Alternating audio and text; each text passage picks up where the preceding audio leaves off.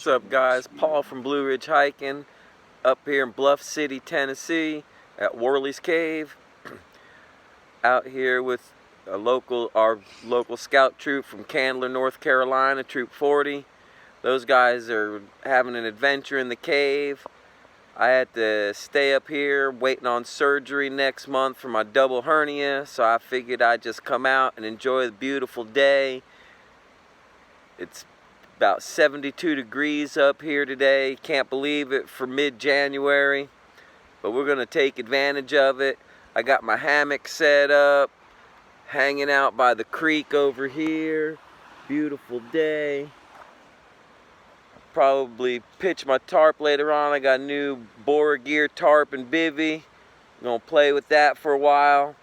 Let you guys know what I think. So far I'm really liking it, but haven't had a good overnighter in it yet. I wouldn't classify myself as an ultralight hiker, but more of a comfort light hiker. I tend to, depending on the trip and the time of year, average 12 or 13 pound base weight, but I'm definitely not afraid to carry some comfort items. It's going to make my life easier, more efficient. So I carry the Caldera cone there in the middle, Toke's 750 milliliter pot with no handles, and I do carry, most of the time I do carry a coffee cup because I do love my Java. I have a koozie here, homemade, do-it-yourselfer. Keep my meals warm while they rehydrate. This system works really well for me. I know you hear a lot of people talk about how long does it take to boil water in your system. This one, I don't think I've ever really timed.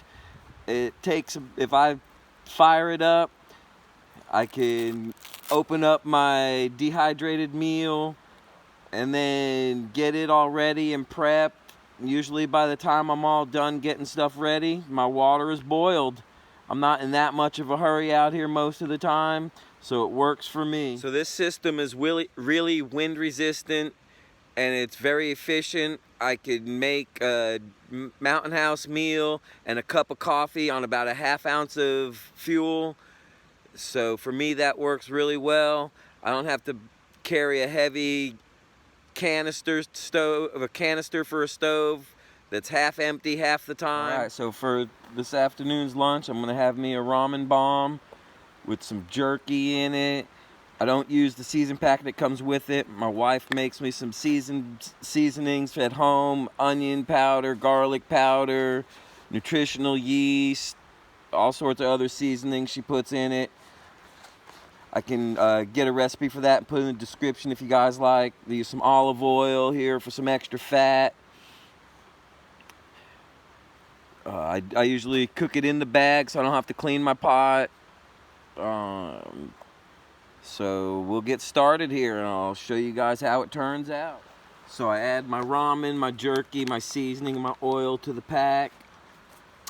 And then after I add the boiling water and let it steep for a little bit, that's when I add my mashed potatoes to the consistency I like. I know you see my big old Yeti cup there. We're really close to the car today. I don't take that with me on backpacking trips, but on these short trips, can't beat it for a nice hot cup of coffee. Okay, so now I got my bag of ramen and jerky inside my koozie here, steeping here. I'll let it steep for about 5 minutes and then stir it up and check it again. I use filtered water so I don't have to get my water to a full boil. Saves me on some fuel. Always still seem to have a hot meal even in the winter time. This works well for me. It helps me save on fuel. Alright guys, so here's the ramen. It's all hydrated up. It's been about 6 minutes. Now I'm gonna add the Idahoan potatoes I got here. Roasted garlic and Parmesan. Alright, I get it the consistency I like.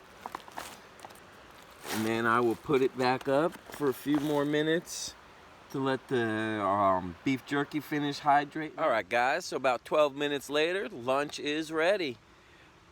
It's looking good. Let you guys see, we got here.